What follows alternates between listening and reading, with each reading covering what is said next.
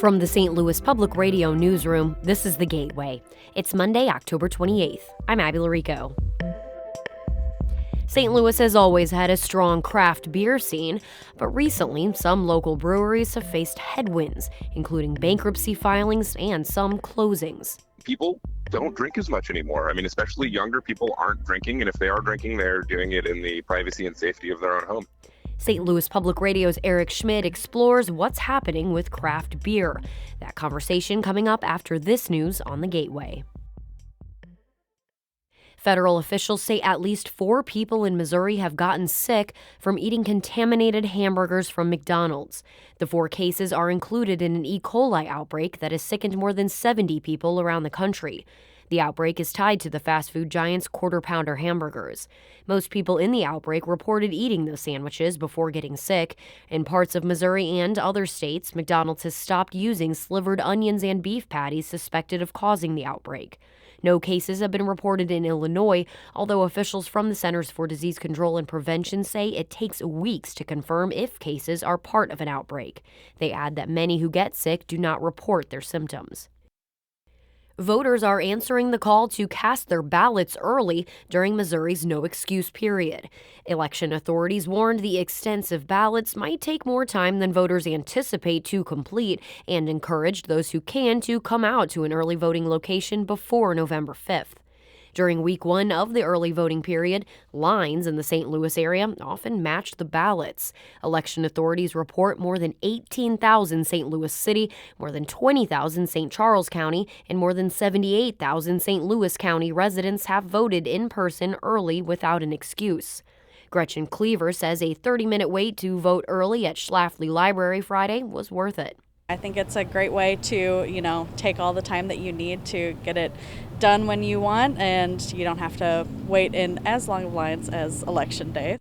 Her neighbor, S.J. Creek, a self-proclaimed early voting ally, was along for the ride, but prefers to wait until November 5th to vote. I was like, I'll go with you, but I freaking love the actual Election Day. I get to see all my neighbors. It's like a giant reunion. A list of polling locations to vote early and on Election Day can be found at stlpr.org. A recent survey of registered voters in the Midwest shows many support progressive issues, even though they elect conservative candidates. The October poll from the Midwest Newsroom and Emerson College asked voters in Republican-dominated states Iowa, Kansas, Nebraska, and Missouri about a range of social issues. Many voters say they support policies Republicans often oppose, such as the legalization of marijuana, voting rights for felons, and abortion access. Matt Harris is a political science professor at Park University in Missouri.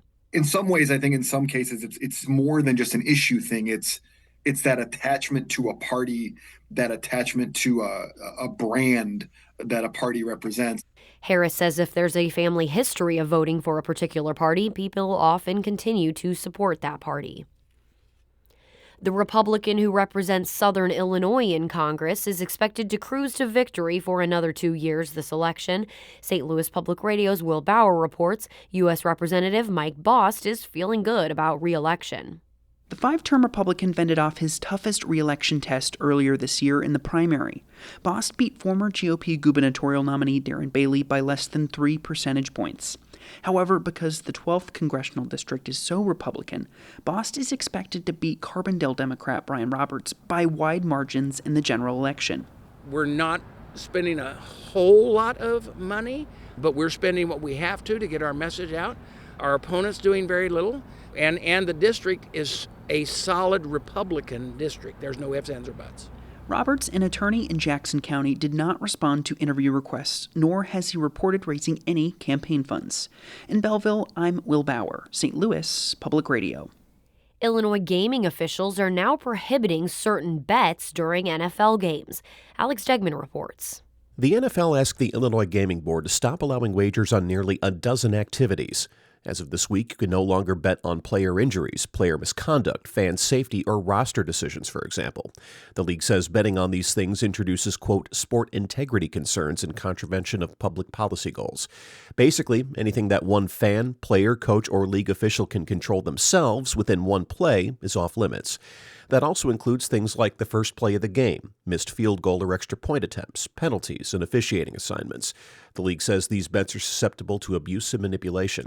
Any sportsbook caught taking bets on the banned activities could lose their license. I'm Alex Degman.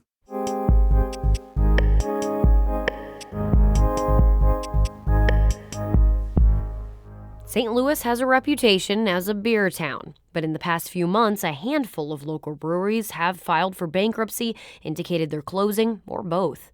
Craft breweries across the country are facing headwinds, and St. Louis Public Radio's Eric Schmid wanted to find out how those are playing out locally.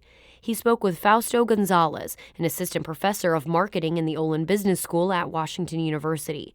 Their conversation began with how much breweries grew in the past 10 to 15 years. There was a pretty stark rise in the number of breweries throughout the country. From about 2010, when you had roughly 1,800 breweries, you saw a meteoric rise in terms of the number of breweries that were popping up throughout the country. So I think last year we saw roughly 10,000 breweries, so that's a pretty significant increase over roughly a decade or just over a decade. So what's changed now? I mean, why are we seeing more places, at least locally in St. Louis, either closing, filing for bankruptcy? What might be driving that?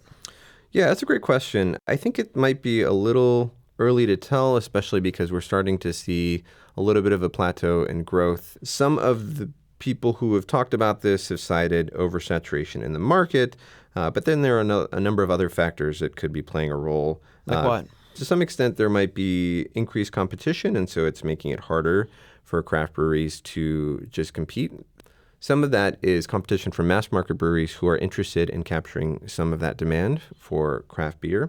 But then you also have just shifting preferences and tastes. So some people who are in a younger demographic also tend to like a variety of drinks. And so some of them are gravitating towards different things like spirits or ready-to-drink cocktails or seltzers, that sort of thing. I think there's been a lot made about younger people not being as interested maybe in drinking as much. I mean, what do you think about that? Yeah, it's interesting. Overall, there's been a general shift downward in terms of the number of people who are drinking as a whole from a younger demographic. Mm-hmm. And so generally what you're seeing, I think, is not necessarily something that is specific to the craft beer industry, although there are some signs that the craft beer industry is uniquely hurting in reaction to people drinking less in general. Yeah. How much do you feel like the pandemic plays a factor into this in terms of people reevaluating their relationship with craft beer or alcohol in general? At least sort of just after the pandemic, there was a lot of interest in people sort of getting back out there and doing things. And I think there was a slight uptick in people sort of drinking during the pandemic. Since then, you've seen a little bit of a decrease in the number of people who report drinking frequently. And so part of it could be that they're more aware of health concerns. Interestingly enough, the cost of beer has also gone up, and so that could affect whether or not people are spending that money on beer. I think the price of beer, even in last year, has gone up roughly 3.5%, which in comparison to things like spirits that have gone up roughly 0.1% and wine that's gone up roughly 0.6%, it's a pretty big shift for one type of drink. So as we see this trend, is this something special to St. Louis, or are we kind of swept up in something happening more nationally? Yeah, so the Brewers Association has suggested that there's not one region driving a change in consumption. It's interesting that we're seeing a lot of local breweries who are maybe sort of having a harder time. You're getting such different reasons for these breweries sort of either closing down or filing for bankruptcy or whatever it is. It's hard to really pin down one thing that's happening locally. Although the timing suggests that maybe there is some of this pullback in consumption happening in the St. Louis region, I wouldn't necessarily say that that's sort of a trend that's going to happen and carry through to St. Louis as a whole.